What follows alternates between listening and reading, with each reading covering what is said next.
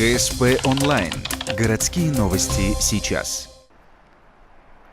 Суббота, Комсомольская площадь. Православная служба помощи милосердия вновь провела акцию «Накорми человека».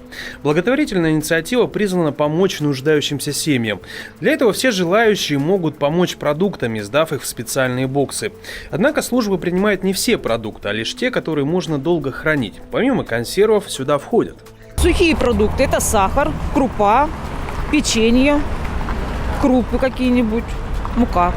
Люди охотно отзываются и помогают нам всегда, приносят продукты и финансовую помощь.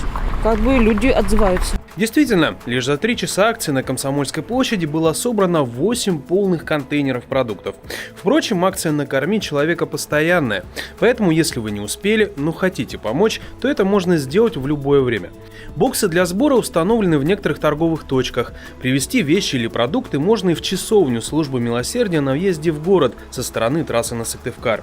Уточнить время работы и другие детали можно по телефону 8 912 54 60 63 1.